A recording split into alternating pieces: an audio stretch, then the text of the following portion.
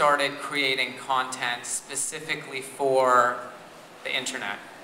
And you experimented with a couple of things that I wanted to talk about. The first is the film by Harmony Korine, which we put in on the Business of Fashion as one of the top 10 I fashion know, we films. saw that. Thank you. You're welcome. A lot of people didn't feel the same way, right? There was quite a vocal reaction to that film, and as good as some people thought it was, other people had reservations about it. We got hate mail for that. You did get. I mean. Yeah, we got some mixed opinions, absolutely. What did you, when you see that because you don't normally get that kind of reaction from the fashion industry, right? Most of the fashion industry is usually, traditionally, it's been all very rah-rah, right? People are very scared to say exactly what they think. But if you look at the stream of YouTube comments underneath that video, there was no fear. It was fearless. It was kind of, what do you think of that? It's interesting. It's nice when you kind of provoke some sort of dialogue online between people. I mean, Harmony is like someone we grew up kind of always admiring. Kids and his early movies, especially like in the '90s, were a huge influence on us and like kind of defined our generation in so many ways. And especially for that specific season that we were working on, it was kind of dealing with this ideas of like the outsider and who better deals with that kind of topic than Harmony Korine.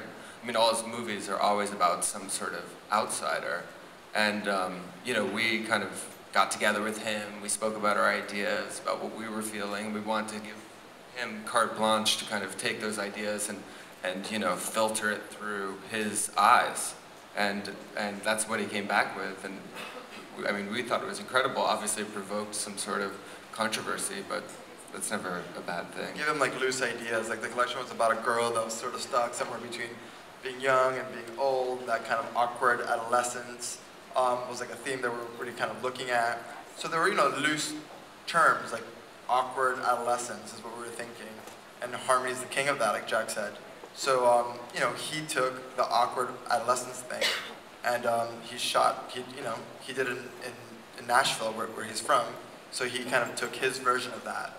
And in terms of like in general, I think it's like kind of really great to kind of create a dialogue and to use your website to consider fashion in alternative ways that aren't necessarily just like glossy and like the girl's like super cute and sexy and glossy and she looks fabulous. Always like of course. People don't look like that. It's always nice to kind of give the alternative point of view, and that's not something we would probably have given like a magazine or a blog or it's something that was really personal to us. We put it on our blog, on our website, and people did what they wanted to do with it, and it was released.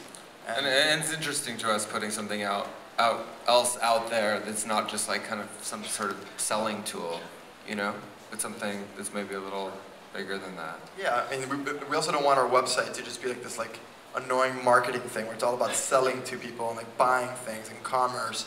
For us, it's a platform for creativity. It's an outlet, just another outlet. Like we have a runway, we have an ad campaign, and we have our website, and we sometimes release ideas through that. Sometimes it's on a runway, sometimes it's through a picture. And it's just another outlet for us, whatever it is. I think that's really smart because, as you said before, you create the film and you got to distribute it and it didn't cost you anything, right? I mean, imagine the cost of distributing that kind of content 10 or 15 years ago. You would have to make, what, a VHS or something? Sell it at Blockbuster? Yeah. The video got, tens of thousands of views, last time I checked. So. I don't know what the number is. The other piece of, interesting creative content that I think you created was an ad campaign for the internet. Can you tell us a little bit about the process of creating that ad and, what were you thinking about when you developed it? Because you knew you were going to put it online. How is it different than, say, something you would have put into a magazine? I don't think it's any different, really. Okay. I think we'd approach both the same way.